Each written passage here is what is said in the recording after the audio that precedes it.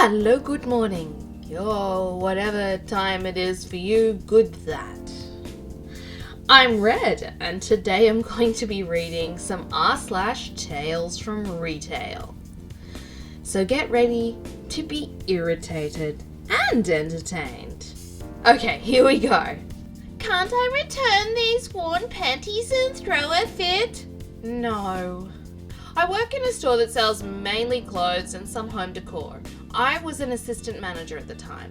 Lady comes in right after Christmas with a bag full of bras and panties that Didn't fit my knees after she tried them on.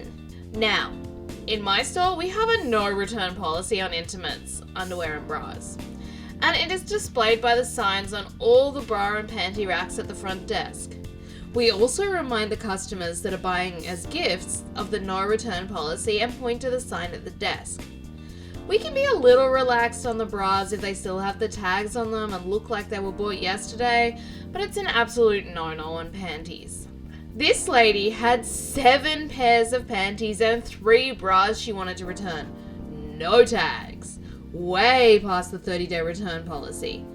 And she just admitted they had been worn. I did the polite, "I'm sorry ma'am, but we have a no return policy on intimates and your receipt says it's past the 30-day return date as well. By policy, I can't do anything." Well, these were a Christmas gift and they didn't work out, so I need to return them. Cue her starting to go Karen as she slams her large wallet onto the counter. "I'm sorry ma'am, but it's against store policy for me to do a return on worn intimates that are also past the 30-day return date. I'm being as polite as I can here." You mean you won't give me my money back?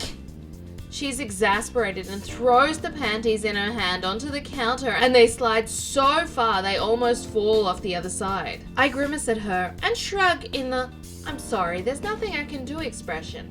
But you have to give me my money back. I can't use these. She didn't even wear them. Is there a manager I can talk to?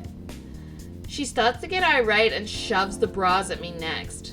"Ma'am, I am a manager. There are no tags on these. They have been worn. You said your niece tried them on and found they didn't fit. This is," I look at the date on the receipt, "a month and a half past the 30-day return period." But you have to! She starts getting loud, looking around for sympathy from other customers who are actually trying to avoid eye contact with her. "If I make this return, I could lose my job due to the health code violation alone. So no, I will not do this return. In fact, here is my store manager now. Hey boss lady, we don't do returns on worn intimates, right?" My store manager, best manager I ever had the pleasure of working for, walks up to the desk after coming back from her lunch and stares this clearly angry Karen down. No, we don't. We even have signs everywhere saying we don't. And if you're going to argue with my assistant manager, you can kindly leave. This is ridiculous! Do you guys see this? The lady looks around trying to pull another customer to her side, but everyone has literally decided to be interested in merchandise as far away from her as they can get. She throws a handful of the panties at me and huffs and grumbles and shouts, "Really?" as she trudges out the door of our shop. Later, my darling store manager says, "I would have given her corporate's number to complain to if she wanted. John loves any opportunity to talk shop and ask what really happened.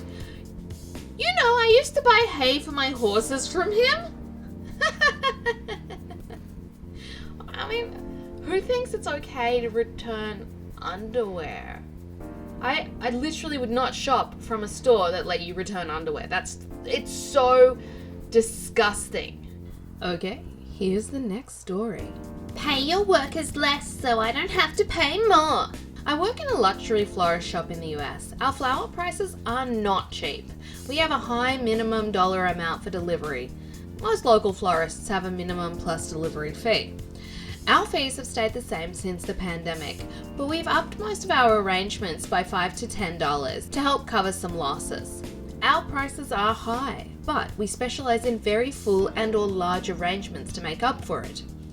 This is a conversation I had with an entitled woman. Just to let you know, all our arrangements start at $75. The total after tax and delivery for the product you've chosen comes up to about $105. What? That's ridiculous. You charge that much? Yes, would you like to proceed? That's crazy! Why? The owners felt this was the best way to ensure great quality products and a fair living wage for our employees, especially during these times. Well, we've all got issues right now. That's not an excuse. Some of us are unemployed. You should not be increasing the prices at our expense. You should internally have a meeting and take the wages out of the owners and employees so we don't have to pay so much for your ridiculously expensive flowers. You can't do this at the customer's expense. Tell the owners. Ma'am, it seems like we may not be the right fit for you and are unable to give you the experience you deserve. Would you like me to refer you to another florist? No! Let's just finish the order. But you've lost me as a future customer. I was thinking, oh no. But I actually said, thank you for your purchase. We are sorry to lose you as a customer. Enjoy the rest of your day. And then they all had a party because they didn't want to deal with that entitled woman again, and they wouldn't have to. But I bet you anything that she comes back because she probably enjoys feeling like she's been victimized by these expensive prices. So I bet you anything that she comes back. Okay, here is our next story. I got woken up early for work for that. I work in quite a smallish store in the UK that gets lots of traffic from mainly local residents. Being a key holder, I'm on the list of people to call when the alarm goes off. Normally I miss most calls that come through to my phone due to some shady black spots where I live, but lo and behold, I get a call around 4:25 AM that my store's alarm is going off. They need a person there to ensure that there's nothing wrong.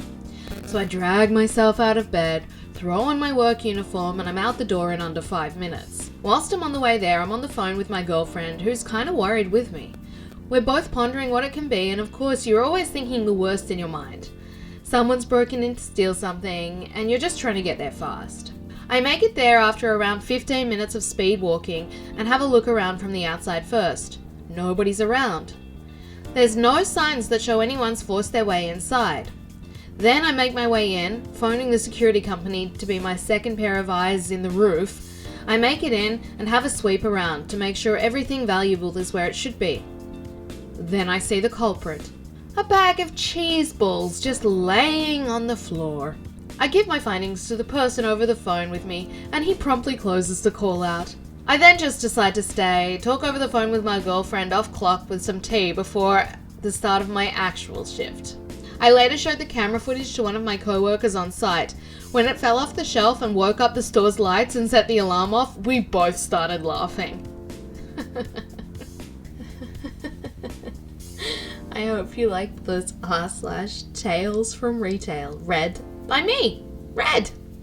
Please give the video a like and don't forget to subscribe as well because I make videos every day and they're just for you. Thank you so much!